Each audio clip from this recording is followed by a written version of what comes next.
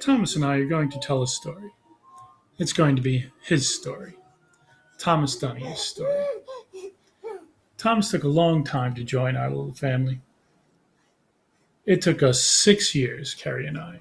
6 years of trying, and 6 years of medicine, and 6 years of procedures, and 6 years of Sadie asking, when am I ever going to get a sibling? But the day came, and we found out we were pregnant. Now, it was a miracle right from conception to birth, because Thomas was a twin, and then it was a vanishing twin, and then it was something else that always seemed it was a very interesting. There was always something going on every time we went to the doctors. And then the day came, January 13th. It was cold, and we went to the hospital. This was our third trip to the hospital, which is another part of our miracle. And so he was born.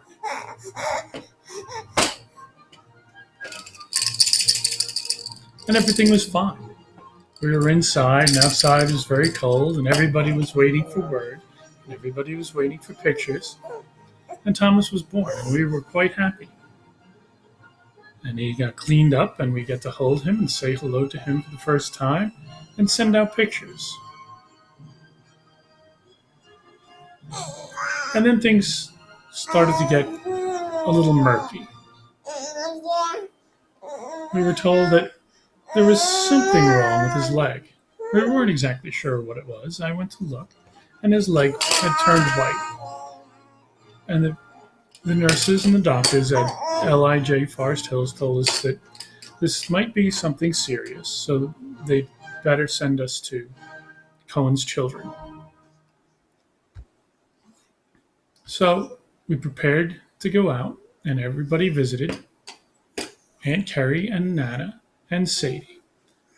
And Sadie couldn't wait to see Thomas for the first time. And the first time she got to see him was in that amazing mobile NICU unit that you see behind her. We didn't know how serious it was at this point. We knew it was serious enough to move Thomas to a bigger hospital. Sadie came in. She was going to show Thomas her favorite toy. She has a Best Big Sister shirt on and a Best Big Sister button on. And she still says that this was the happiest day of her life.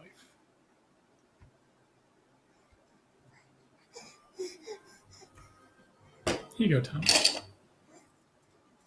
But then things got bad. We all moved, it seemed, almost permanently to Cohen's Children's Hospital.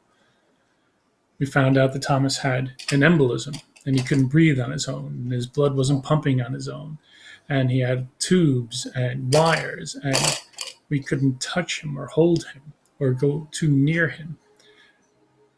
It got so bad that we had an emergency baptism, and we couldn't sprinkle the water on him, only over him. And his leg, which was white in Forest Hills, turned black. It seemed that all of these blood clots that he had were affecting the way he was breathing and was affecting everything and almost killed him. But Thomas fought hard. We'd go every day, and we'd visit every day, and we'd go for hours and hours and cheer him on and talk to him and sing to him and read to him. And he held on, but his foot wasn't getting any better. Everyone sent prayers. Everyone sent gifts. This particular gift, Sadie saw in the gift shop, and she wanted to buy it, air quote, for him, because it looks just like her cat, and she wanted him to have a gift that would make him feel at home.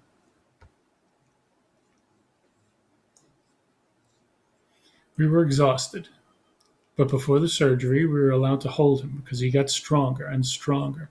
And they were waiting until the day he was strong enough where they could amputate his foot. It sounds scary, and it was. Superheroes were a theme, a constant theme for us. All around the hospital are these paintings of shadows of superheroes, and they treat all the children like they're superheroes. And superhero number one in our family was Sadie.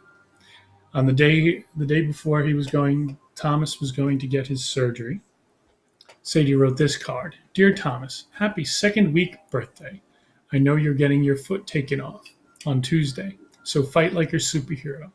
And she drew Captain America and bought him a Captain America doll. And Thomas fought on like a superhero too. He had his surgery,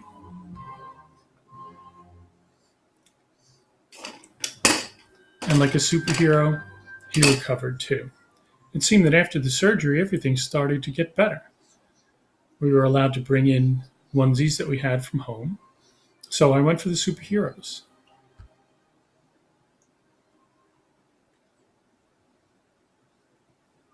And he started opening his eyes and looking around at the world and looking at us.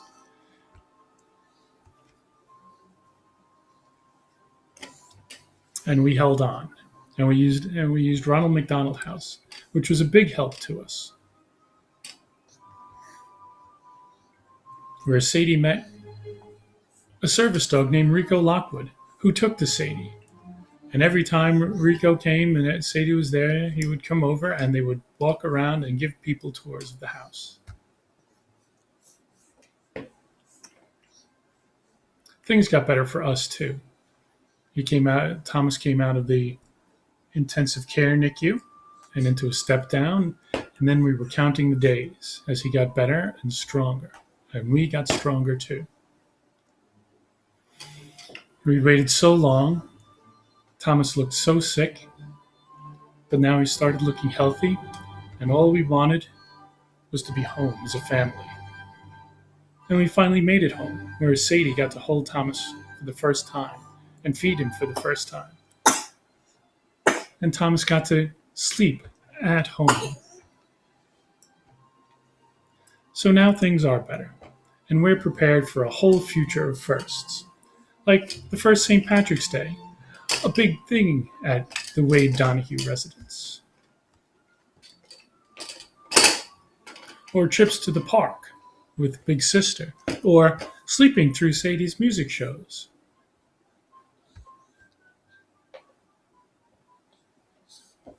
Or first baths, right on the kitchen counter.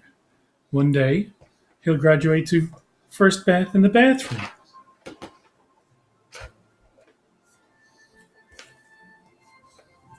First Easters, where everybody at church who knew our story, and believe me, everyone at church knew our story, was so happy to see him. They all wanted to say hi. Or helping out, well, Dad's actually playing a game there, but helping out Dad with his work.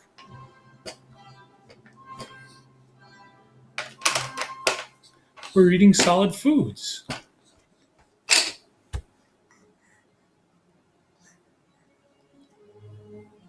Or Maspeth Memorial Day parades that he'll sleep through.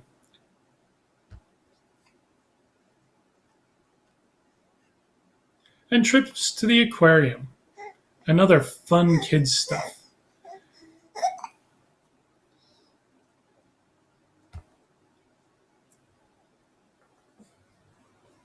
And lots of smiles too, because no matter who sees Thomas, whether it's a doctor, whether it's a nurse, whether it's the physical therapist, or whether it's his own family, they'll say one thing: that is the smiliest baby I've ever seen. And that is also part of the miracle, that after everything we've been through, Thomas smiles and smiles and smiles. Sure, something was lost,